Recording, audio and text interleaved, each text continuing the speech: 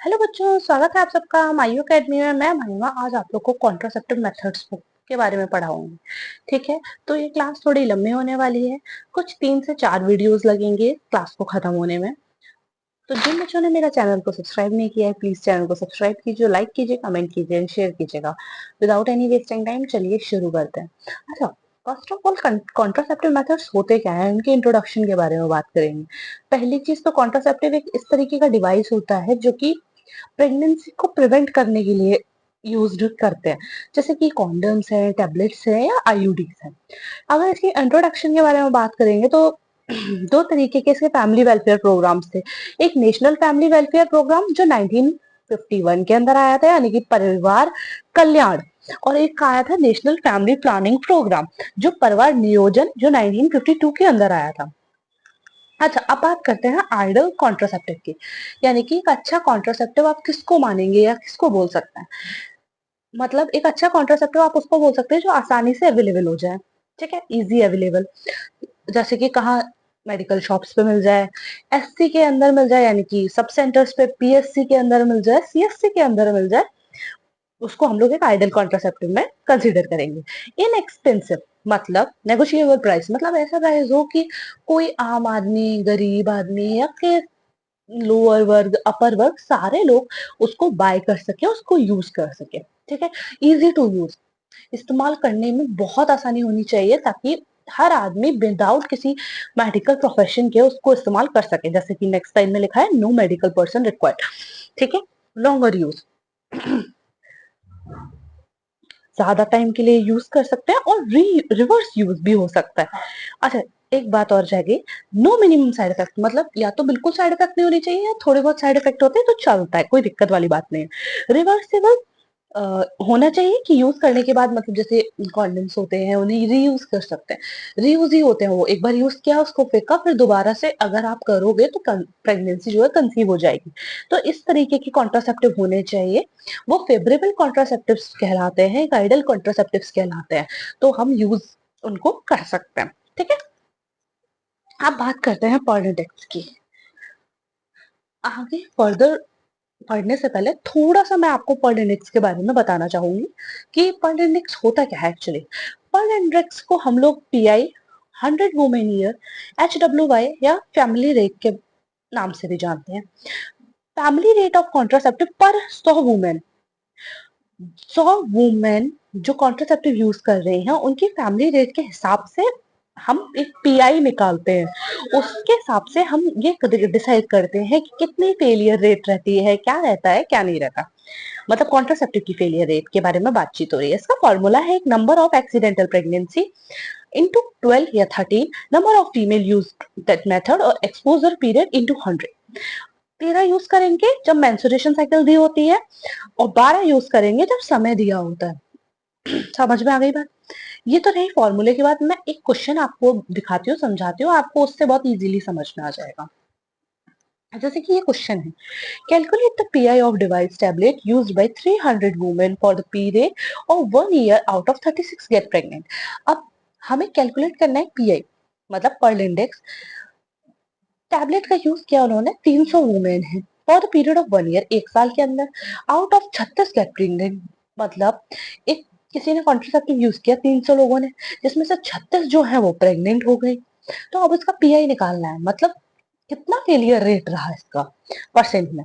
जैसे कि मैंने आपको बताया था 36, मतलब फेलियर रेट, जैसे कि मैंने इसमें बताया है number of accidental pregnancy, number of accidental pregnancy कितनी हुई 36, इंटू कितना करना है 12 का, ये दिया हुआ है, 1 साल मतलब 12, 300 ये, यानी कि नंबर ऑफ फीमेल यूज, कितने नंबर ऑफ फीमेल यूज है 300, मेंस्ट्रुएशन साइकिल का जिक्र नहीं है तो 12, और मल्टीप्लाई किससे करना होता है हम लोग को 100 से। जब इसको काटेंगे तो आंसर आएगा 12%। समझ में आ गई बात, नहीं तो खुद से निकाल के देख लीजिए। ठीक है, और इसके अगर आपको क्वेश्चंस करने हैं तो मैं टेलीग्राम चैनल है मेरा, उस पर आप ज्वाइन हो जाइए, मैं आपको क्वेश्चंस उसमें दिखा दूंगी, अच्छे से दिए हुए हैं उसके अंदर क्वेश्चन।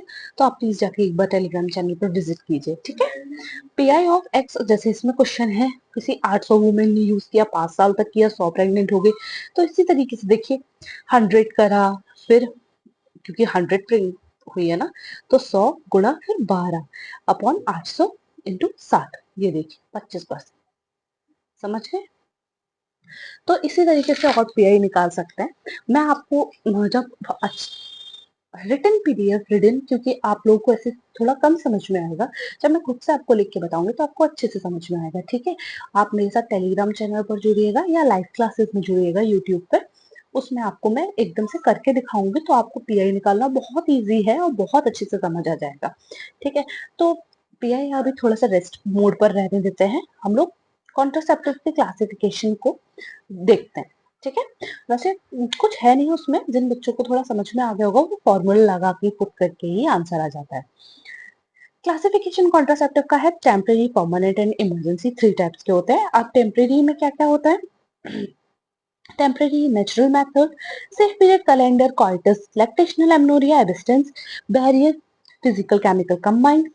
अच्छा, हाँ, ये परमानेंट का देखो और इमरजेंसी का। ठीक है, परमानेंट और इमरजेंसी में आपको बताऊंगी। फिर आते हैं बात फिर आती है बात हार्मोनल पर, ओसीपी, इंजेक्टेबल, सबडर्मल और इम्प्लांट। आईयूडी में first generation, second generation, third generation. Permanent में ट्यूबेक्टोमी और वैसेक्टोमी। टेम्परेरी मेथड से अब हम लोग डिस्क्रिप्शन में इसकी बात करते हैं, डिस्क्रिप्शन में बात करेंगे इसकी हम लोग। ठीक है, तो मैं आज आपको टेम्परेरी मेथड के बारे में बताती हूँ। टेम्परेरी मेथड को हम लोग विड्रॉल मेथड या कॉइटस इंटरप्ट भी कहते हैं। Withdrawal of penis withdrawal of penis from vagina just before ejaculation, मतलब ड्यूरिंग सेक्सुअल इंटरकोर्स वजाइना से अपने पेनिस को बाहर निकाल लेना, जब इजैकुलेशन होने का प्रोसेस हो उससे पहले बाहर निकाल लेना, उसी को हम लोग विड्रॉल मेथड या कॉइटस इंटरप्ट कहते हैं। ठीक है, अगर डर्मिट के बारे में बात करें तो इसका मतलब क्या पीआई वगैरह रहता होगा, मतलब इसमें मतलब कितना प्रेग्नेंट हो जाती होगी महिला, उसका रेट बताती हूँ मैं आपको। 24 से 30% तक रहता होगा। ठीक है, इसके लिए बहुत ज्यादा एक्सपीरियंस की जरूरत होती है। प्री एजैकुलेटरी फ्लूइड में हैव स्पर्म। ठीक है, अगर क्योंकि इसका पीआई इतना ज्यादा क्यों है, क्योंकि एजैकुलेशन से पहले जो फ्लूइड निकलता है उसके अंदर स्पर्म हो सकते हैं। बात करते हैं कैलेंडर मेथड या सेफ पीरियड या रिदम मेथड के बारे में। इसमें क्या करना होता है, 8 मेंस्ट्रुएशन साइकिल जो होती है वो मॉनिटर करनी होती है। ठीक है, check ovulation on vegetable, check ovulation करने पड़ती हैं आप लोगों को। कौन कौन से दिन करनी पड़ती है वो बताती हूँ आपको। 8 menstruation cycle at a time, 28, जैसे एक एग्जांपल के तौर से लेंगे, अगर 28 30, अगर ये जैसे मैंने इसमें लिखा हुआ है 28 30 26 32 25 28 24 और 29, ये रही मेंस्ट्रुएशन साइकिल के दिन। ठीक है, 1 2 3 4 5 6 7 और 8, 8 मेंस्ट्रुएशन साइकिल हमने काउंट कर ली।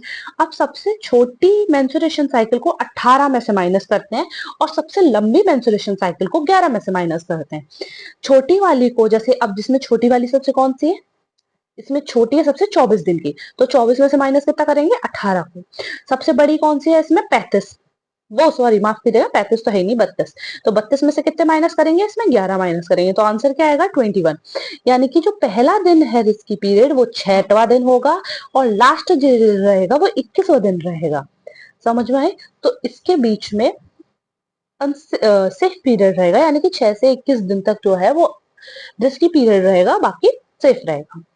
8 जैसे देखिए इसमें भी 28 27 36 23 27, अब इसमें से सबसे छोटी कौन सी है, देखो 27 है, तो 27 में से 18 माइनस करेंगे तो 5, 36 में से 11 माइनस करेंगे तो 25, तो ये क्या हो गए, रिस्की पीरियड हो गए।